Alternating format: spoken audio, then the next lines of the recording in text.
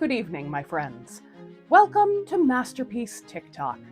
I'm your host, cast and crew, Liz Gotauco, aka Cosbrarian. Each Halloween, we revisit a favorite short story by horror icon Edgar Allan Poe. And despite the fact that I am currently in the middle of finishing my book, Fucked Up Fairy Tales, publishing with W.W. Norton in fall 2025, and don't have a lot of time to make my usual costumed one-woman show parodies, I would never buck this tradition. So tonight, we present a tale first published in 1842 in an annual Christmas publication. Is that right? This was written for a Christmas magazine? Sure was. Fucking Victorians. This is Edgar Allan Poe's The Pit and the Pendulum. Unnamed narrator, you're being tried for the crimes of heresy, specifically for repeatedly using the Lord's name in vain. That is preposterous. I deny all charges. It has been thoroughly documented. In fact, just yesterday you were caught doing it 14 times in the mere hour you were wenching at the tavern. 6:08 p.m., you walked in late and cried, "Jesus Christ, the traffic today." 6:13 p.m., you stubbed your pinky toe on a pillory and yelled, "God's tit, that hurt." 6:18 p.m., a drunk threw up on you and you yelled, "Jesus F. Christ, there is a puke bucket on your goddamn lap."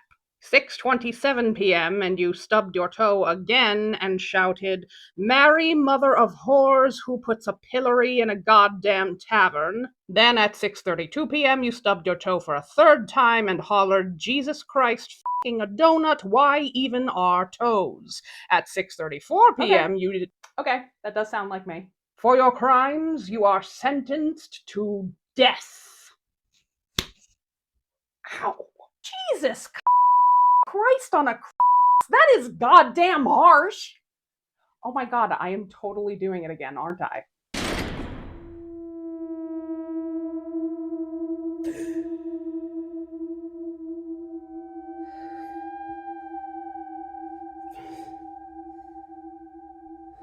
Okay, I'm strapped down with leather ties in some sort of prison. Kinky. They took away my water and left me with a giant bowl of bacon. I'm into it. They estimate there's roughly 1 million rats down here. Less kinky. Also, those bastards are trying to eat my bacon. Get away from my bowl of salty meat. Okay, they left me one free arm. If I reach a little bit, I could diddle myself to pass the time. Bacon and diddling. That isn't the worst way to die. Wait a second. What the fuck is that thing shining above me? Swinging back and forth with a sharp, sharp blade. Oh my god. Did I leave my curling iron on? No, I definitely didn't. I never leave it on. Every time I think I did, I go back and check and it's off. Except it was kind of a crazy day. I was running late, but I didn't want to show up looking like an ass in case that sexy lute player popped in for a pint. But no, I curled my hair, I unplugged it, and I checked the oven, and then I went back inside and I checked everything again, which is why I was late in the first place. It was definitely off.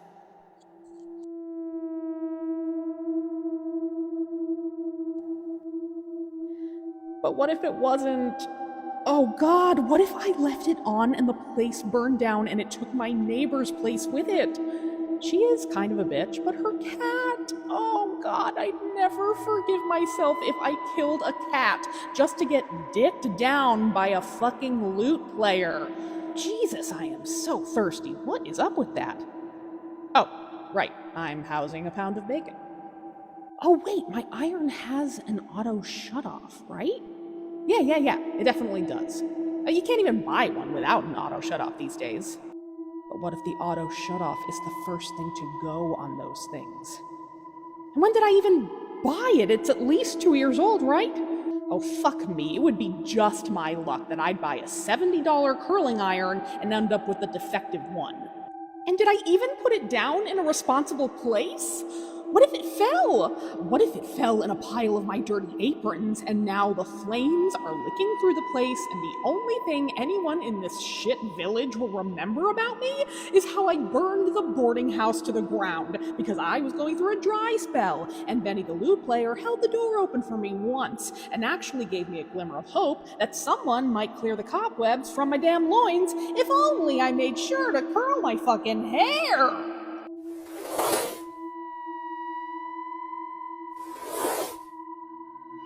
I cannot deal with this torture any longer. I have to get out of here. Oh my god, my hand is so fucking greasy. Probably as greasy as the rag pile my overpriced curling iron fell on, immediately igniting and taking the entire town square with it. Oh shit, that's the way out of here! Bacon and rats, who'da thunk? Alright, baby, I just gotta get these leather straps all oiled up in bacon lard, and then get these rats to climb up on me and chew 'em loose. Yes, yes, my pretties, come feast upon this bacon-infused leather, you hungry rodents. I'm free! I'm free! Wait a minute. What is happening now? The walls are closing in, and they appear to be red hot. Red hot walls are gonna squish me unless I fall into this bottomless pit? This just seems like a lot of work to punish some creative swearing. I mean, my tithes could be paying to educate our children, not flat iron me into oblivion. You know what? Being flat ironed into oblivion is actually super poetic. I left my curling iron on, setting off a wildfire that engulfed the entire town and surrounding forests, and thus I die sandwiched between hot bars of metal, just like my crispy, damaged hair. You got me, God. You got me good. What the fuck? The French army has invaded. The Inquisition is over. We are free, fellow prisoner. Oh my god, stop talking. I need to get home right now.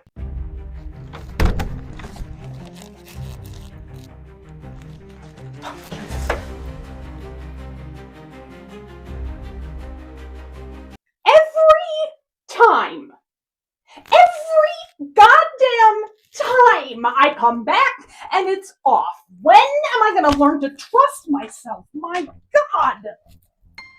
Fucked up fairy tales with Liz. Fucked up fairy tales with Liz.